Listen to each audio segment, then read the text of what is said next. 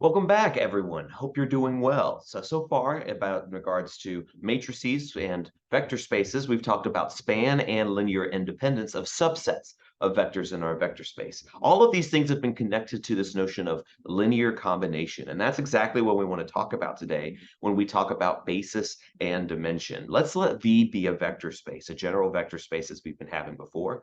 We say that any set that is both linearly independent and spanning is called a basis for us. So we want it to have both of the properties that we've been talking about so far. Linear independence, which essentially means if you have some linear combination of your vectors equaling 0, then in fact all of the scalars used in that linear combination were 0 to begin with. And then spanning, which said that any vector could be written as a linear combination of the vectors inside of your subset. So for example, if you just have the vector space that is the trivial vector space just containing the vector 0, then 0 itself is a basis for V. There's nothing else that you need to go through and do past that point. But if we're looking at the vector space of R squared, for example, then we start needing two elements. We start by looking at elements like the standard basis elements, working with a vector going off in the x direction and a vector going off in the y direction. So you can see here, this is kind of like just a unit vector in the x and a unit vector in the y. This works very well as a basis for V because any element xy can be written as a linear combination of these two, first of all, because we can write it like this. And then also you can see that 1, 0 and 0, 1 do not have any sort of uh, redundancy inside of them. You can't take a linear combination of the vector 1, 0 in order to get to 0, 1. So there's a way to say that the two vectors are separate from each other in that way. But we don't need them to be just like this. 1, 0 and 0, 1, sure, that is a basis, but it's not the only basis for us. There's lots of other choices that we could have. Instead of working with 1, 0 and 0, 1, it's okay for us to work with 2, 0. And we could work with 0, 1, we could work with 0, 2, we could work with 0, 3. These two vectors together would make another basis for V. So these are just scalar multiples. It doesn't matter as far as what their length is. We're not concerned about that. We also don't entirely care about their direction, at least not in R2. It's okay as long as 1, 1 is going in a separate direction, not parallel to, opposite, or forward in its direction from the vector 1, 1, 1, 0. Whatever the second vector is okay. And in fact, we could move around 1, 0 as well if we had this vector being 1, negative 1. This one also works very well. Any pair of these two vectors, as it turns out, for R2, as long as they're not going in a parallel direction to each other, works as a basis for R2. There's no way to get a linear combination of the two of them because, well, what's happening is that you don't have them being parallel to each other. That's exactly what would happen. If you try to do a scalar multiple of the one vector, you'd get only the ones parallel to it. So because it's going in an opposite direction, you don't have that problem. And also, you can write any other element inside of this space in terms of these two vectors. You can do that in a number of different ways, which we've talked about a little bit before in our previous video, and we'll talk a little bit more about in this one as well. But there's more than just these as bases, right? Because for example, we can take any finite set for a vector space and start asking a few questions about what it means to be a basis. Well, first, remember that in order for it to be a span, then for any vector that you choose inside of your vector space, you need to have scalars to associate to each of those vectors such that their sum gives you this vector right here. Now, if S is linearly independent, what that means is that any linear combination equaling 0 implies that each of the individual scalars equals 0. So the question is, what happens when you put these two properties together? What do you get when you try and say you have something that both spans and is linearly independent? Well, we're going to work off the definition of span. The definition of span says for all vectors in V, there exists scalars such that this is true. Well, we add this little symbol in here in order to say basis. That symbol right there, the thing in red, the exclamation point, is a unique symbol. There exists a unique collection of scalars such that you get this linear combination, meaning there's not two. There's only one way to get to any one vector using a linear combination of vectors inside of the subset that you've chosen. That's what we mean when we say that a subset is a basis. In fact, that's a proposition for us. It's a good thing to have an idea of why this sort of thing holds. So let's say, for example, that we had two. What happens if we have two linear combinations for this vector v? Well, let's say, for example, that some vector v, whatever it is, can be written as a linear combination of the vectors v1 through vk that we had on our previous slide. And let's say that we could write it some other way as well. And here, it's not necessarily true that rj and rj prime are the same thing. They could be different, right? So this is possible, and it's something that we can do because our set S is a spanning set. Anything that is a basis here will allow us to do it. And since we're working from left to right, we get to assume that S is a spanning set. We're now going to ask the question on this right-hand side, is this unique? Is it possible to get a unique collection of these scalars here? This is what we're going to be trying to work toward. Well, let's see what happens when we do this. We're going to start by maybe trying to take these two collections here and subtracting one from the other, grouping all of the VJs that are the same in terms of each other. We're going to get a new scalar, rj minus rj prime, essentially taking this term and subtracting this term from it. This is what's going to give us the scalar for each of the individual VJs. Now, what is that all going to be equal to?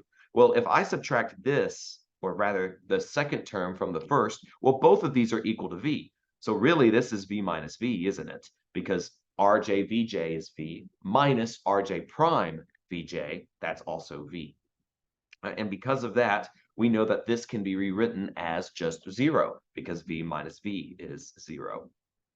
So that's a little bit of a neat little trick there. Now, the reason we wanted to get something equal to 0, take a look at what we have now. We have a linear combination of our VJ that is equal to 0. Remember, we get to start from S being a basis. Not only is it spanning, it is also linearly independent. Now, what does that linear independence mean for us here? Since S is linearly independent, we know all of our scalars here are equal to 0. Well, what are our scalars here? They are rj minus rj prime. Each one is equal to 0, and that does not, it's regardless of what kind of index we're working on for our vector. So in fact, rj minus rj prime equals 0 for all j associated to the scalars for these vectors. Well, what does that mean? If you have each of these is equal to 0, you can just add rj prime to both sides, so you know that rj equals rj prime. So we're kind of done here, aren't we? Because now we've just said that whenever you have these two sets of scalars for your vectors for linear combination, we're saying that the only way that that's possible inside of a basis, that is whenever everything is equal to each other. There's only one. The collection is unique. You cannot have any two difference, because if you did, you'd have a non-trivial collection of these scalars that equal 0, and that would get rid of linear independence. But that is not what a basis is. So that's kind of our way of saying that a basis kind of plays off of both spanning and linear independence to get uniqueness in terms of whatever kind of combination of your starting scalars, your basis elements, in order to get any other vector in the set. Examples that we've seen a few times already, like in R2, we saw 1, 0, and 0, 1. That was the standard basis of R2. But there's a standard basis of Rn as well that we've been seeing a few examples of in our previous videos. Namely, you can take n basis vectors, where in the ith vector, ei, you just basically have 0, and then you go for zeros for a little while, and then you do a 1, and then you do a 0, and then you do zeros for a little while, and then you finish it out here. But the 1 takes place in the ith place. Everything else is a 0 except for where you are looking at in the ith vector, you have the ith place in that coordinate being a 1. And that goes all the way from E1 to En, since you have n places to go, n components to your coordinate. The ith component is the one that gets the 1, everything else gets 0. And you can see that 1, each of these would be linearly independent. There's no way to get a 1 somewhere. There's just zeros in all the other vectors, so you can't write one vector as a linear combination of the others. But also, every vector can be written as a linear combination of these things. Namely, if you want to write the coordinate x1 through xm, then you just say x1 times e1. That's the one with the 1 in the first component. And then you can keep doing that for each of the other components there. If you add all of those together, you get a scalar multiples, and add it together, that's a linear combination. So that gives you what you're looking for in terms of linear independence and span. The matrix ones that we've been looking at as well, these are also going to be a standard basis for the space of M2R, which, by the way, whenever we write this, we mean that this is the space of 2 by 2 matrices with real coefficients. So that's what we say. Sometimes we'll write these matrices with particular names as well. We might call this one capital E11. Capital E11 to say there's a 1 in the first row, first column. E12 to say this is a 1 in the first row, second column. E21, a 1 in the first row, second row, first column, and E22, and a 1 in the second row, second column. Notice that in each of these matrices, anything that doesn't have a 1 has a 0. In fact, any other matrix can be written as a scalar multiple, very similar to how we saw it in the standard basis of Rn. And indeed, for the same reason, these should all be linearly independent from each other. Polynomials, same sort of thing. These form a basis for the polynomials of degree less than or equal to n, because you could just put any constant coefficients you would like out front of these polynomials and then add them together. In fact, that's the definition of a polynomial. So there's kind of embedded in its definition is this notion of linear combinations of these basic polynomials. We could call them basis polynomials, basic polynomials, however you would like. And then finally, if we want to now consider infinite bases, we can do that as well. Because remember, only thing we have to worry about with linear combinations is that we take finite collections of elements inside of our infinite set and then put those together. That's a basis for the set of all polynomials in terms of x. And as long as our infinite set is just the basic polynomials of any power n, where n is a natural number, then we can see that each of these vectors should be linearly independent in this space. And also, for any given polynomial, well, it's going to have a greatest degree, right? There's going to be some x to the n where n is the highest possible power of your polynomial. Well, that means you don't have to worry about all the other vectors that have degree higher than this. You can just worry about all of these. So you have your finite set, you're back to p sub n of x, and you can write it in terms of whatever polynomial that you would like in terms of that space. So a neat little helpful thing there. So linear dependence in Rn is a good place for us to kind of get our sea legs, to start working with how these vectors and things like this look, because eventually we're going to need to figure out bases or how to extend certain subsets that might be linearly independent into bases or certain spanning sets and retract them back into bases, essentially minimize or maximize them based on where we need to be. So let's connect this to the things that we've been doing so far in this class, namely talking about matrix equations and things like this. Let's start with writing some vectors in Rn, and let's get some scalar multiples, and let's put those scalar multiples together in terms of a linear combination. We say that whenever you have a vector equation like this, R1v1 plus R2v2 plus RkVk, there's our linear combination again. Whenever that's equal to v, we can write that as a matrix equation. Let's see if there's a way that we can do that.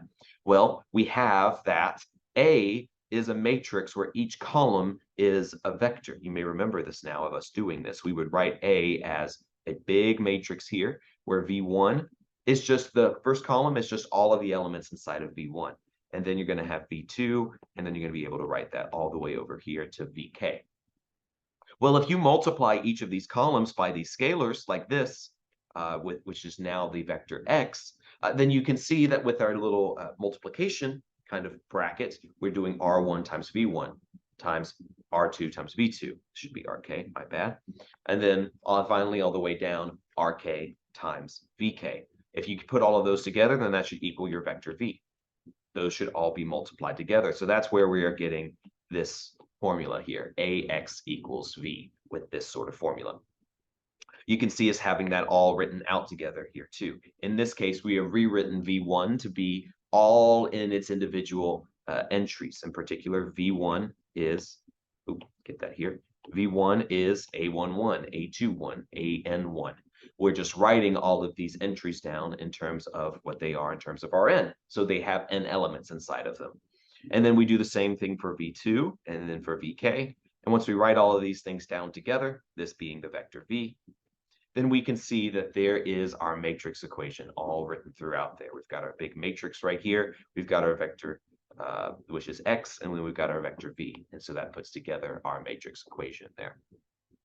The reason that this might be useful is that maybe we can start connecting back the notions of linear independence and spanning in terms of what this matrix is doing. You remember how we did row echelon form for determinants and things like this and said, okay, there's certain things that are associated to these sorts of matrices when they have these properties. Remember that we said vectors in V1 through Vk span Rn if the row echelon form of A has no, that should be has no, zero rows. So no place in which they have zeros going through there. So like, for example, we had some examples for us to look at. This one in the top left, this array of numbers was a matrix in which every row, first of all, has a pivot. In fact, no zero rows at all, right? So you can say this one is a spanning set because it has no zero rows. But you remember that we said in order for it to be linearly independent, we said that every column had to be a pivot column, right? If you had something like this right here, where you don't have pivots inside of a particular column of your range,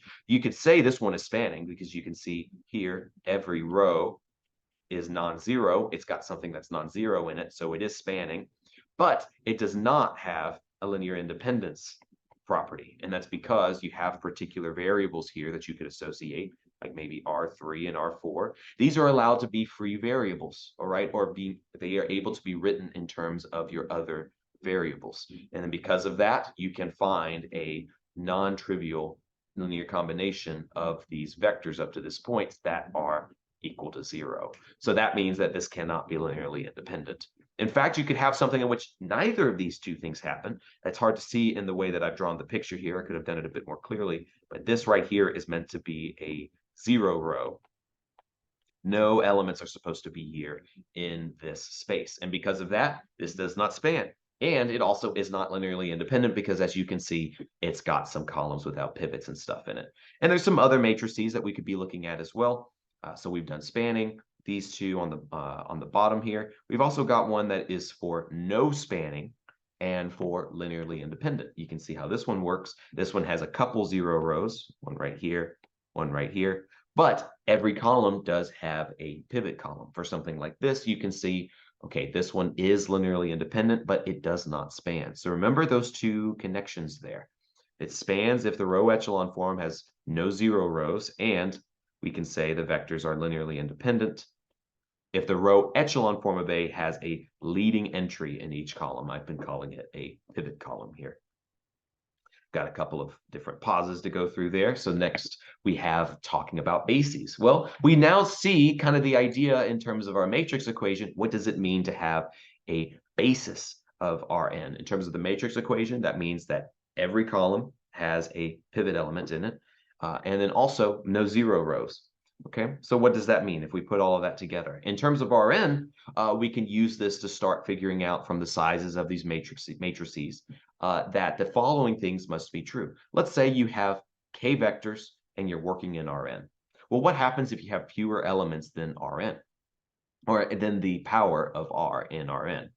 So if k is less than n, the idea is that the number of vectors that you have cannot get past cannot actually extend linear combination wise to get every single vector you'd like in Rn. An example of this in R2 might be if you were to look at the two-dimensional plane, and instead of having two vectors here, you had just one.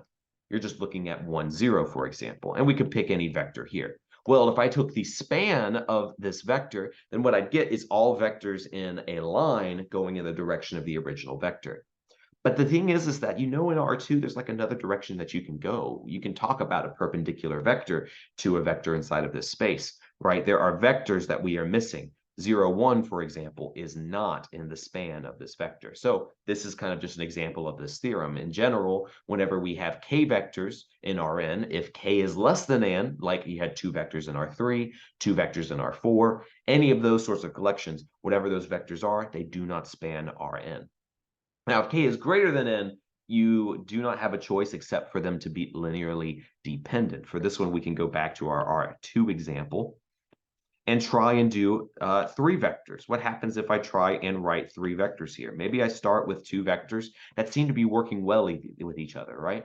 But already at this point, what have we just said? We said that any vector xy can be written in terms of these standard vectors, x times 1, 0, plus y times 0, 1. Well, what's going to happen if I try and introduce another vector here? What's going to happen if I introduce some other vector that goes in these directions? Well, guess what? This vector is one of those that can be written in terms of the other two vectors. So if I try and add that to my subset, well, then I find just what x and y need to be, and then I can write this, x1, 0 plus y0, 1. And in the case that I'm adding this vector into my subspace, then I can just subtract both sides by xy, and what do I get?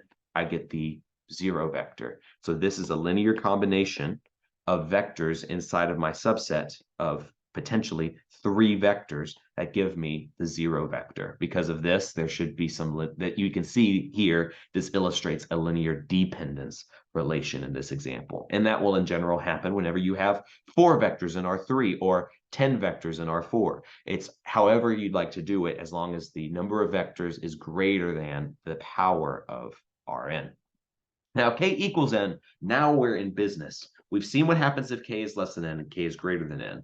If k is equal to n, now we're in business to see if we can have a basis. Now, the thing is that not all subsets like this are a basis. For in particular, we could be looking at R2 once again, and we can think about 2 vectors that are not linearly dependent. What if I had chosen, instead of like my standard basis elements, what if I had chosen 1, 0 and -1, 0 as my quote unquote candidate for a basis?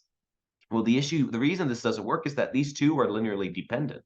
So I'm still, in fact, when I consider the span of these two things, only one goes to the right, one goes to the left, and they're not really covering any new ground there, right? 1, 0 continues to go to the right, but remember, we can also put negative scalars in front of it. It could have gone to the left as well. So this isn't really doing any work.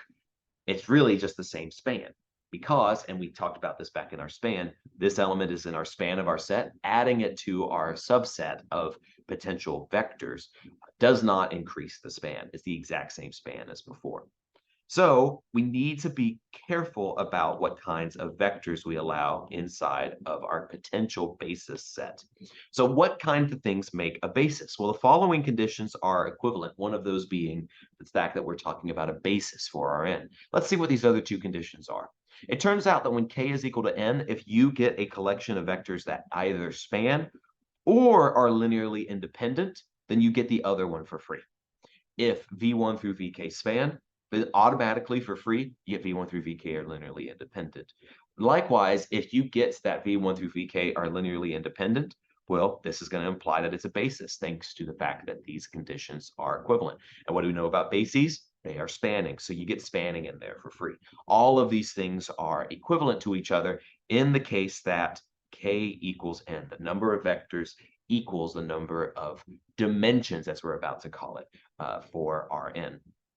So here's our example. We had 4 vectors in terms of R3. In our discussion last video, we said, you might remember this one after you look at this one for a bit, 1, -1, and 1, 1, 0, 0. These are 2 vectors that we asked, are these 2 vectors in the same line as each other? And it found out that these two things are not parallel. And then we went through and did a little matrix equation to figure out that whenever we put these together in a matrix, right, that it turned out that it was a determinant that was non-zero, and hence our vectors together form a linearly independent set. Well, what does that mean about V4?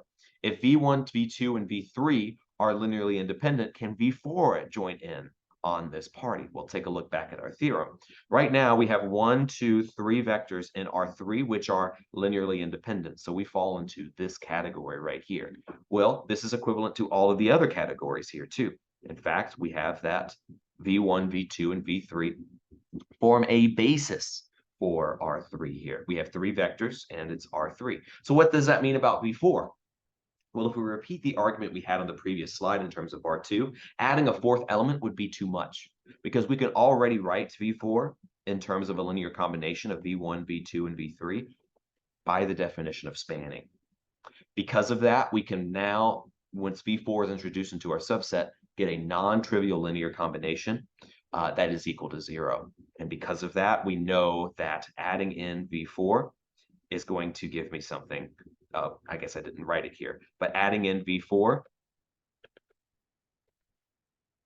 would lose linear and would give, maybe I should say it like this, would give a linearly dependent set. So adding in V4 would make this linearly dependent because I could write V4 in terms of the others. Of course, adding in V4 doesn't do anything in terms of making the span smaller. Span always either stays the same or grows larger, but the span has already grown as large as it can. Adding in V4 just means we're going to become linearly dependent now. So we're back out of the basis world. And in fact, k is greater than n, so we automatically know that we are linearly dependent here. Now, there's a neat little theorem here that relies on a little something called the axiom of choice, and it says that any vector space has a basis. All right, we're not going to go through and show equivalence here with this particular axiom. You may have heard some of it here and there, but this is a particular theorem that we're going to be working with in this class. Now, this theorem tells us, in fact, if a vector space has a finite basis, this is kind of cool, and we can work with finite bases without having to deal with axiom of choice very much. We can now say that all bases for V are finite and have the same number of elements. That means basically this. Take a look back at Rn, for example. You remember how we said when k is equal to n, you have basically, that's the only chance you can have a basis? Well, if you're in Rn, we can say all bases have a cardinality of n. They all have the exact same size. That means they have the exact same number of elements all as each other. They all have n elements in them.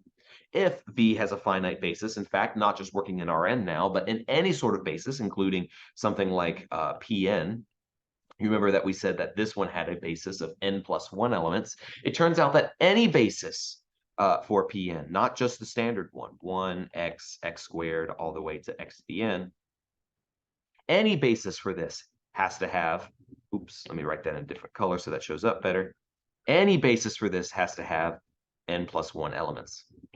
And that's true for any particular vector space that we're working with.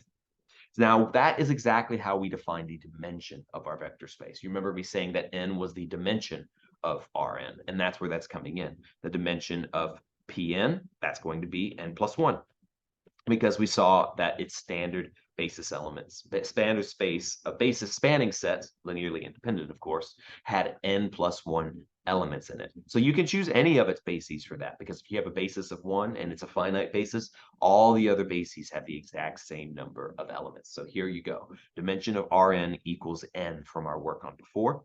The dimension of the 2 by 2 matrices, M2, 2, or as we've been calling it recently, M sub 2, this has dimension 4. We saw the 4 spanning elements for this one, the one that has a 1 in each of its individual matrix spot, a 1 in any of those entries and zeros elsewhere.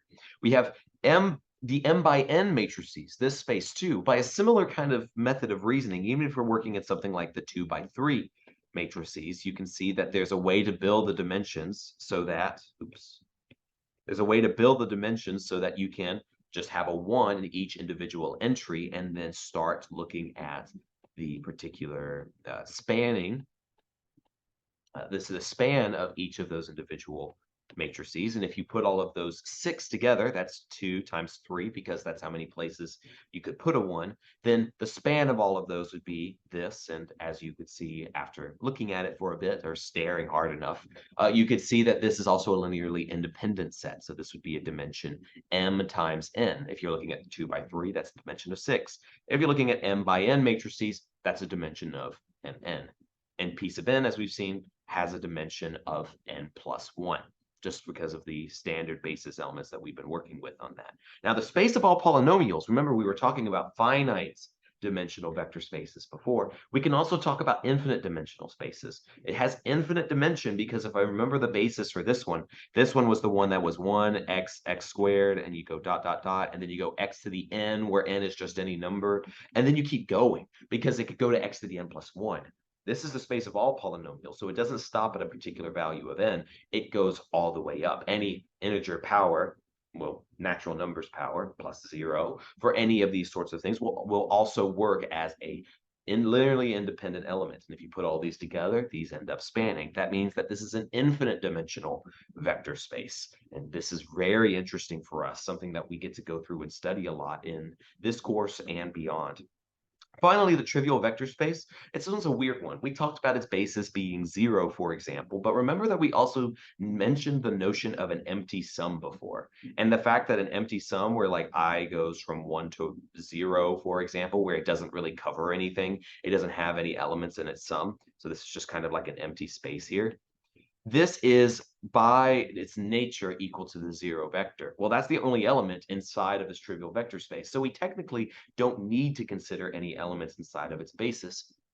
This one has a dimension of 0. Question, what is the dimension of x plus 2z equals 0 in R cubed? Let's start getting into the nitty-gritty. Let's start getting into some of these examples and start thinking about how we can make this work. How can we find the dimension of a plane inside of R3? You might already have an answer for this, but let's go ahead and start by finding a basis for this plane here. Let's go ahead and go to a new slide, and let's see what this looks like. Let's start writing a formula for what any x, y, and z look like in this plane. Well, like the plane equation itself already gives me a relationship between two of the variables. X plus 2z equals 0. Y is left out, so I'm just going to add in here that y equals y. That's because I want to make sure that I'm including every variable somehow, some way. I'm not just trying to forget a variable. I know I'm in R3, so I need a y component somewhere. Hence, x, y, z, I can't say anything about y, so y is just the same as y. But I could solve for x in this equation. I could write that x equals negative 2z by subtracting 2z on both sides. If I do that, then I allow z to sit by itself, but I rewrite x. X is now equal to, by substitution here, negative 2z. Now what I'm going to do with this component is try and write it as a linear combination of two vectors. How am I going to do that? Remember that linear combinations have scalars that come outside of them. Is there any way to get a scalar that's in common with every single factor here, every component? No, there's not. Some have z's, some have y's, but I can do this. I can rewrite this as a sum of two vectors, one that just has zeros and z's in each of its component, and then one that just have zeros and y's. The reason I want to isolate the variables like this is that now in this first component, I can factor out a z. I couldn't have done that before without getting like a y over z in this factor right here, and that would have just complicated things a little bit further. But I can factor a z out of 0. That's just going to be 0. So I can rewrite this as z times the vector negative 2, 0, 1, just the coefficients that are left over in that vector. And I can do the same thing with 0, y, 0. Factoring out a y, I get that that's y times the vector 0, 1, 0. We'll take a look at this. That's a linear combination.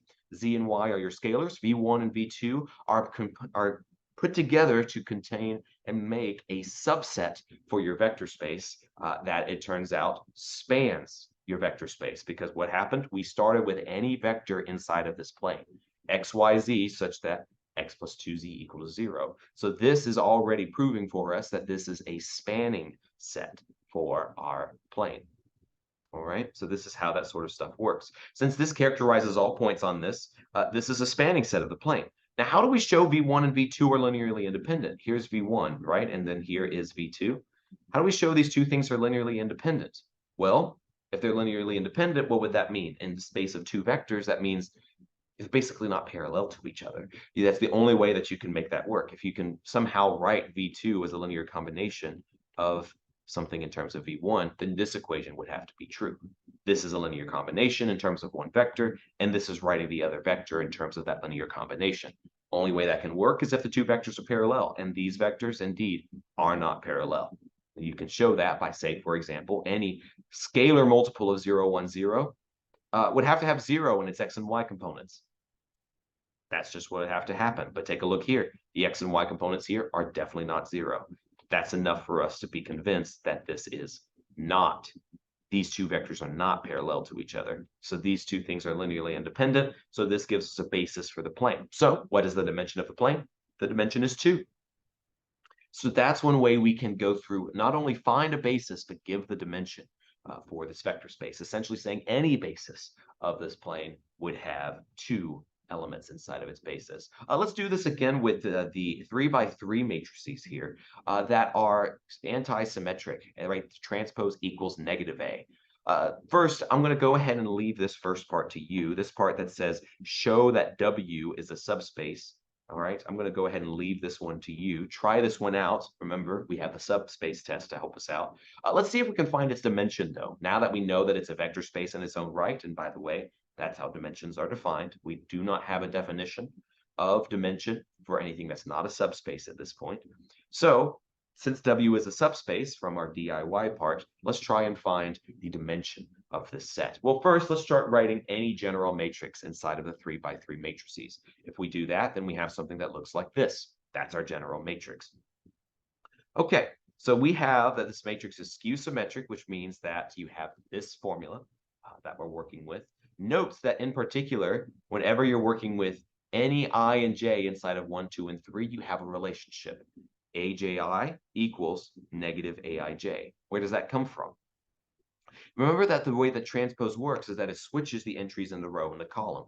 So for example, if I switch a row and a column, then what happens with the element that's up here? It's going to come down here. Well, this one might have been, for example, the element in the first row and the second column, but now it's going to become the element in the second row in first column. What did we do? We switched the entries here. So AIJ transpose becomes AJI, and that needs to be equal to negative AIJ. And that needs to be true for any AI and J inside of the set 1, 2, and 3, the number of rows and or columns for this space. Now, what does this mean if I equals J? What does this mean if we're on the diagonal where the row and column entry number are the same? We'll take a look at A11, for example. We are saying, thanks to this equation, that A11 equals negative A11. The only time that a number can equal the negative of itself, which is what we have here in this equation, is when you have A11 equals 0. So we automatically know the diagonal entries, A22 and A33 the same way. All of these diagonal entries must be 0. So we're going to go ahead and zero those out in the final form. Now, for anything that is above the diagonal, where, say, for example, you have the row element, the row entry index is going to be less than the column index for that entry, then we have this equation. But remember that the way that happens is that when you look at AJI, you're now looking at this thing that's below the diagonal. So now we have a way to write entries below the diagonal in terms of an entry above the diagonal. AJI is just negative AIJ in particular, like working with our example from before. A21 is really just A12, but with a negative out front of it. So what we're doing is we're simplifying things. We're writing systems of equations that will eventually help us simplify what these matrices should look like. Okay, let's go ahead and see that here in this matrix. What I'm going to do is I'm going to go ahead and set all the diagonal entries equal to 0 here in this matrix. And then whenever I have an entry that is above the diagonal here, I'm going to go ahead and write its negative in its corresponding position. That is the position it would be in if I took the transpose of this matrix. And that's going to be the negative A for that one. And then the same thing for B and C, each one goes into its respective position if we were to take the transpose of that matrix and then look at that entry again. Well, we have A, B, and C because there are 3 entries there in the above the diagonal, and there's no real relationship that says they have to be anything but different. They don't have to be the same or related in any sort of way. So we just write A, B, and C. Well, let's go ahead and do kind of like what we did for our previous example. Let's get all of the ones with the same variable in them into its own term. This time we're going to be adding 3 matrices together with all the A things in its own matrix right here, all the B things in this matrix, and all the C things in the third matrix. So we have 1, 2, 3 matrices to work with. What can we do now that the first matrix has just A's and zeros? With scalar multiples of them inside of the matrix? Well, we can just factor out by A. And then now we're left with scalar multiples of what A was in previously. We have a lot of zeros, as you can see, but we also have 1 times A, which is what A was down here. And you have negative 1 times A, which is negative A, what that was up here. So you can see that these 2 terms are equal. Same thing with the second and third terms. This is B times a matrix plus C times a matrix. So the dimension of this space is 3. Why is this? You're taking linear combinations of 3 linearly independent vectors in the space of 3 by 3 matrices. So dimension of the space is 3.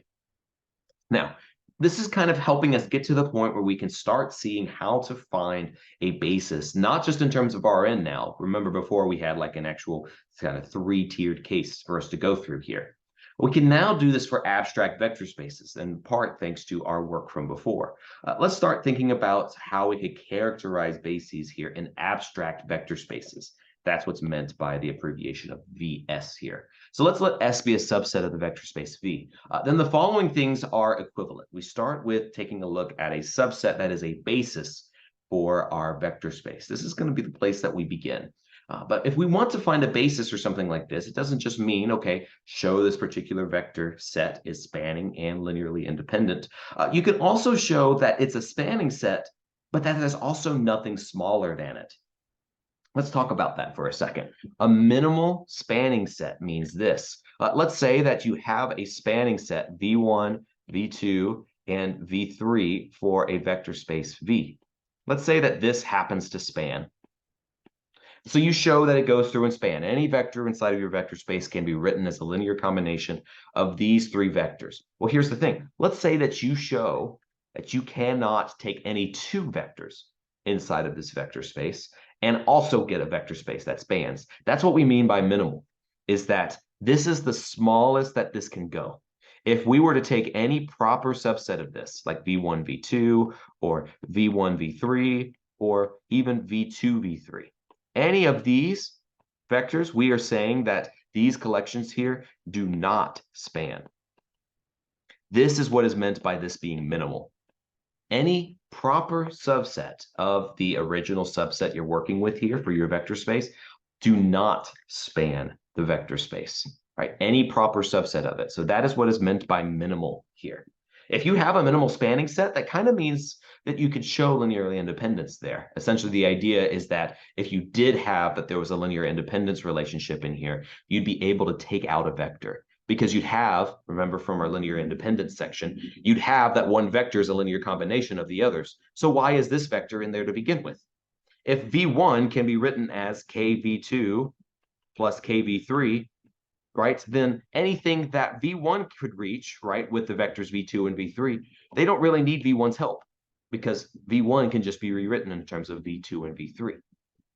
We could also say the same thing about linear independence set, except we take out minimal for maximal. So let's say, for example, we're back to V1, V2, and V3 for our set V. We could say this set is maximal if adding a vector V to the set and getting something like this, that this is no longer linearly independent. Okay, so what do we mean by this? If adding any other vector V to this set makes it not linearly independent, then we say that this one is maximal. Maximal means you cannot add any other elements to it and get something that is still linearly independent. The idea here is that this has to span. Otherwise, you'd be able to add some vector that is not in the span and still get something that is linearly independent. So that's kind of the notion of where that proof goes. So we can characterize bases if we want to show, instead of it being linearly independent and spanning, we can say it is spanning and it can't get any smaller. We could say that it is linearly independent and that it can't get any bigger. That's something else that we could be doing. We can even take a subset of something that maybe doesn't start as a basis. So like, for example, you might be working in 1, 0, 0 and 0, 1, 0 as vectors in terms of R3. But you might be like, I want to take these vectors here and I want to grow this set into a basis. How would I do that? What vector would I add? That's a notion of something that we could say. So when we say extending or contracting a subset into a basis, we're talking about taking vectors that we already have and either adding vectors in or taking them out in order to get a basis. Well, it turns out that this is always possible. If you have a set that spans, you can always make it a minimal spanning set by taking elements out. And if you have a linearly independent subset, then you can throw elements in until it is maximal. The reason that this is so important goes back to our previous theorem. If we have a maximal linearly independent set, then, well, we can get a linearly independent spanning set by the fact that these two things are equivalent. So this notion of extending or contracting can give us a basis. That's why this theorem ends up being a pretty neat thing. By the way, quick corollary of this, just as a quick idea kind of generator here, any spanning set contains a basis. That means any set that spans, you can get a basis from. The idea is you're taking that first component and you're saying, you're taking any spanning set. We know that eventually you can throw things out of that spanning set and get a set that is minimal for it. Well, that's a basis contained in your original spanning set. So that's what this part is talking about. But the same notion is true if you have any linearly independent set. Well, any linearly independent set, you can throw elements into it and start getting something that's a basis. That's a linearly independent set that's contained in a basis. Another one is that a vector space is finite dimensional if and only if it is spanned by a finite set. If it's spanned by a finite set, you know that the basis of it is contained within it. Well, anything contained in a finite set is also finite, so we know that that basis will also be finite. That's exactly what we mean by finite dimensional. So how does this work in the nitty-gritty? How does this work with the details? Approach one is this. If we want to start trying to figure out bases for vector spaces, we can start with a spanning set, something that we know spans the vector space, and then start trying to reduce the set to a basis by dropping one vector at a time. So let's recall our previous proposition. The way that we can start knowing what vectors to take out, instead of just taking them out for free, we can know what vectors to take out by remembering this previous proposition that we have. If you have a spanning set where one vector is a linear combination of the others, then what you can do is just consider the one that's not, the ones that formed that linear combination for V0. That means that V0 was redundant, that it was not necessary. Because of this, you can throw it out and start taking a look at just the other k vectors in that collection. So anytime you can write one vector as a linear combination of the others, you just throw it out. And eventually, if you keep doing this, then you'll get to what is a minimal spanning set. But approach two is the other way. You can build a maximal linearly independent set by adding one vector at a time to something that is already linearly independent. This kind of goes back to the example that we were giving before, and it also kind of extends into this question. V1 and V2, let's take 0, 1, 0 and negative 2, 0, 1. You may remember, by the way, these were the vectors that spanned x plus 2z equals 0, that plane that we had in terms of R3. This was the 0. This was the plane in R3. Let's see if we can actually extend this into a basis for R3. Right now, we know this is a basis for that plane. How could we go through and find another vector inside of here? How can we find another vector that would extend this into a basis for R3? Well, there's a few methods here. Let's take a look at how we might try and extend this set into a basis. What we're going to do is we're going to start by saying, okay, let's first find the plane that contains these two vectors. We can save our work on this one because we know that the vectors already form the plane x plus 2z equals 0. Okay, so we've got this plane, right? Well, can we find a vector that's not inside of that plane? Well, we've got the equation of any vector inside of that plane, so we just need to try and find a vector that's not in that plane, meaning a vector that does not satisfy this equation. Well, we can find that here with 1, 1, 1. We know that if we try and plug in x equals 1 and z equals 1 inside of here, we're going to get 3. 3 is not equal to 0. So this vector is not inside of this plane. Here's the cool part. This was V1 and V2 were linearly independent from what we discussed before. V3 is linearly independent from the other two, because it's not inside of the span of the other two. That's thanks to a proposition that we talked about before. So that means V1, V2, V3 is a basis for R3. These are the only three vectors that we need. That gives us everything what we would like. But there's another method too. Another method is to take these vectors and start trying to see if we can write E1, E2, and E3 in terms of these vectors. Let's see which of these vectors of the standard basis of R3 are actually in the span of V1 and V2. Now, notice, first of all, that these cannot all be in the span of V1 and V2.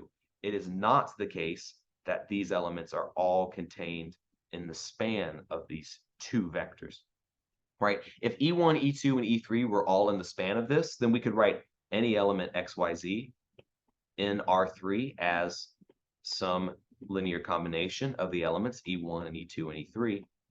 But if each of these vectors were all in the span of these two vectors, then we could just write this one as x times some V1 plus some constant times V2. And we could do the same for each of these. After combining everything together, we would have written this three-dimensional vector in terms of two coordinates, and that's just not going to work.